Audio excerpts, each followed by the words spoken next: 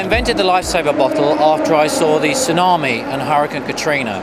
I was really affected by that, seeing people going up into the hills and getting contaminated drinking water and getting ill. And in the Hurricane Katrina, people were actually fighting over water. So I saw this problem, I thought, I've got to do something. It's not fair. There's water everywhere, but it's contaminated. They can't drink it. And the governments couldn't get the water in quick enough. It just wasn't possible. So I thought, I need to come up with a concept that an individual can use to scoop up water from around and provide safe drinking water for him and his family. And the Lifesaver bottle was born. The interesting thing is, the old technology uses ceramic filters, okay? They range in size between 300 and 200 nanometers. The smallest bacteria is 200 nanometers. So that's going to go through that old technology. The smallest virus, on the other hand, is about 25 nanometers. So they're definitely going through. Lifesaver pores are 15 nanometers. Yeah, it's just very, very tiny. You've got a small hole, you've got a virus this big, it's just not getting through. That's the simple facts of it. What you would do is you would unscrew the base, like that. You take it off. Now here you will see a pre-filter. Okay, this is to stop fish and sticks and anything else getting into the filter. This is the business end, as it were, so you pour the dirty water into here. Okay, normally you would do it through the sponge, the pre-filter. Yep. Now you can just dip this into the water source in the river or stream and let the water fill up, because at the other end here is a watertight cap that protects the drinking end. Okay. You then take the base, put it on, and screw it up. Now, integrated into the base is a pump. That pump creates the pressure that forces the water through those tiny holes, 15 billionths of a metre, and out through the other end. So you just give it a few pumps like that. That builds up the pressure. You can then go and open the cap. And when you pull the teeth, you can either do this with your mouth or with your hands. The water comes out. Most of the guys, what they do is they'll actually dip the bottle in. It's got a snap fit airtight lid. Literally fill it up.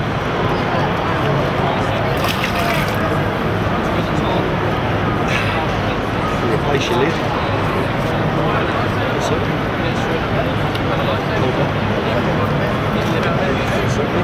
It's as quick as this. Like I say, it will remove every single virus and bacteria known to man, just by doing ultrafiltration, and it is literally as quick as that. It works in seconds. The army guys say fill it, pump it, drink it, or scoop and go. Yeah, scoop and go. It's as quick as that. Cheers. You hold it up to the light. It's very pure. It's very clean. It's cleaner than the water that comes out of the tap. Yeah. Well, as you can see from the stand behind you, our campaign is about raising awareness of the risk from tick disease for people travelling both in the UK but also in Europe. There's two diseases particularly to be aware of that ticks can transmit to humans. One is Lyme disease, which is prevalent particularly in the UK, and there's a disease called tick-borne encephalitis, initials TBE, which is endemic across 27 countries in Europe, right from the Nordic countries down to the Mediterranean. You contract the disease from the bite of a tick. The tick attaches onto your body in 1/10 of a second, just from brushing past a blade of grass or a branch on a tree. And once it's stuck its feeding organ into your skin, it'll stay there and feed for several days, even weeks, if you don't find it. And it's during that feeding process that the tick can transmit disease into your bloodstream. I was infected with Lyme disease and I was diagnosed in 1992.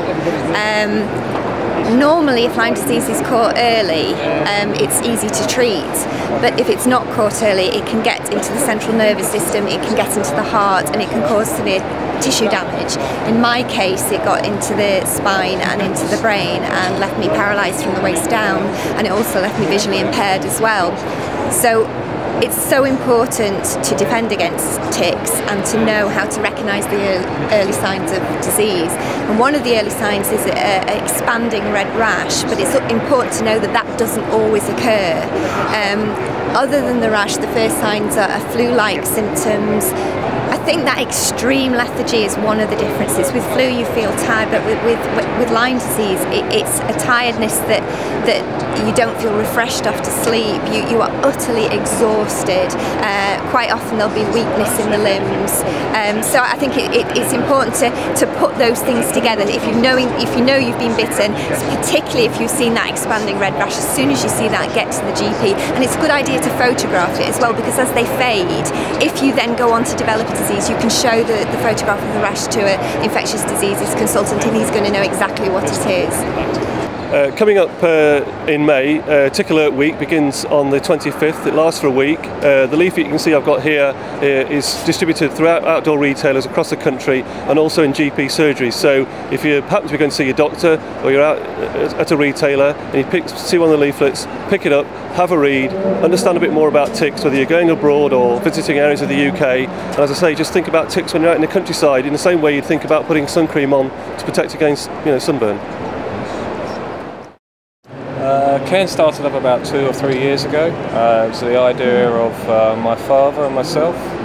The idea really was born out of seeing things on the shelf that we would like to wear. And so we instructed a designer to come up with a range of ideas, concepts, different patterns, techniques, materials, and from that we came up with our own last, our own sole units. What we've focused mainly on is the fit and function. That was our main target for developing this brand. And in there you would have things that are toe protection, heel protection. Inside the shoe there are various coatings for antibacterial, for fungus, moisture management, which is all part of the event membrane system that we're using. In terms of the actual construction on the outer side, we're using predominantly one-piece levers. Less parts to a shoe, the less there is to go wrong as well. Our other target for this product was to make it as durable as possible. And many brands in the marketplace, for their own reasons, are targeting lightweight. Unfortunately, with lightweight also then comes lack of durability. So we've tried to err more on a heavier shoe, but it's more durable. It's going to last longer and perform better. Target demographic would be generally the middle-aged consumer, the Sunday walker, all the way to someone who would go trekking in the Andes, for example, especially on this particular mid-cut boot that I have. On our approach shoes, that would be more for obviously everyday walking, and then in terms of our mid-cut boot, that would be used for hill climbing and scrambling. Yeah, our trail running range, on this particular range, we decided to go for more of a multi-purpose shoe, so it can be used on-road, off-road, so it can be surfaces from tarmac concrete to gravel to grass to sand. And the purpose of the idea of that is there's such a niche market there for it, but we wanted to generate an overall shoe.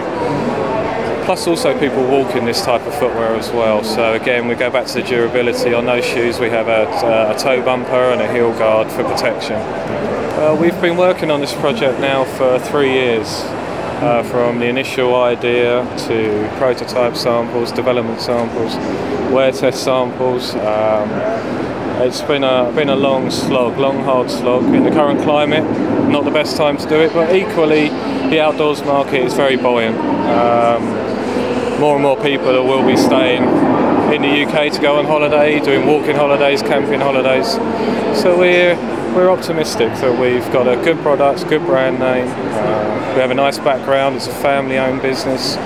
We're predominantly working with independent retailers and just trying to build our credibility. That's the most important thing. We'd like the Carn name to be around for as long as possible, and that's part of that.